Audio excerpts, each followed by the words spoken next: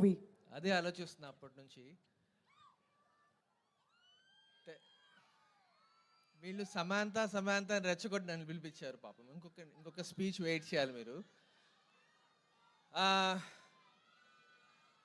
ఒక 2-3 years ago Sam told me నాకు ఇంకా చాలు, I don't want to do movies అనేసి, ఇంకా చాలు అయిపోయింది, ఇంకా నేను ఆపేద్దాం అనుకుంటున్నాను అని.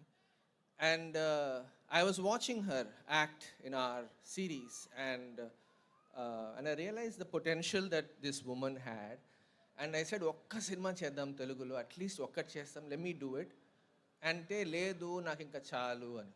It started there.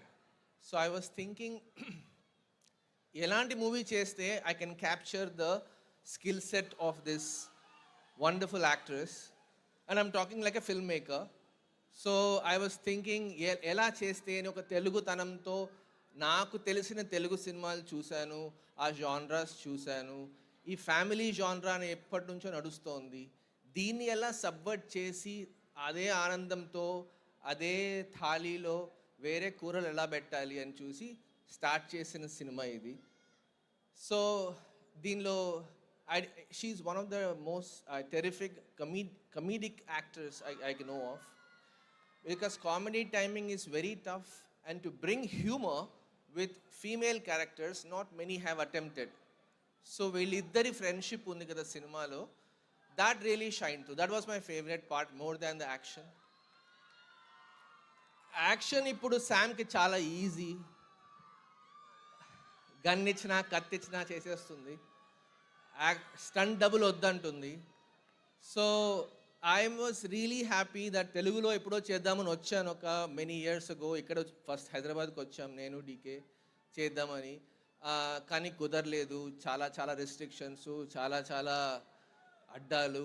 సో హిందీకి వెళ్ళాము, హిందీకి వెళ్ళి అక్కడ చేస్తూ వచ్చి finally I got to make a film in Telugu.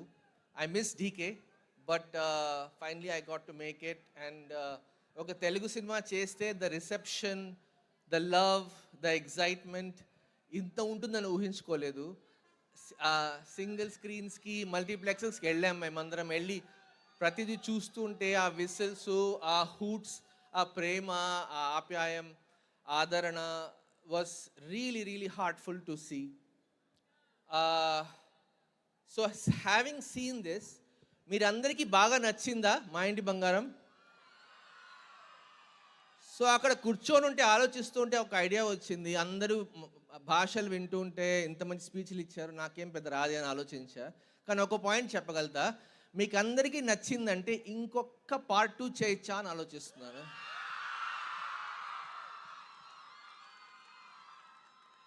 So idea already వచ్చేసింది. వసంత్కి ఈరోజు కాల్ చేసి చెప్తాను, ధర్మేంద్ర రెడీగా ఉన్నాడు సేమ్ టీంతో.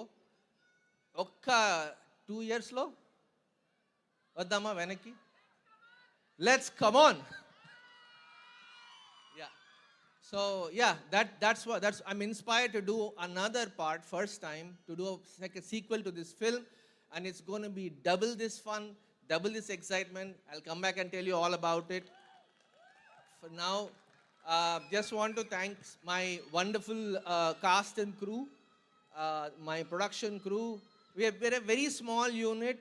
The biggest part of this journey is the pride I feel for making this journey all by ourselves. No help from anyone. Thank you very much. But the idea is that these people remain throughout.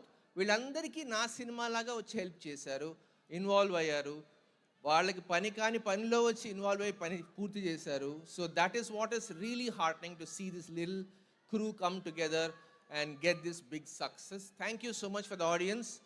Your love has been tremendous and great, and I think mine is the shortest speech. Let's welcome your favorite on the stage. Thank you.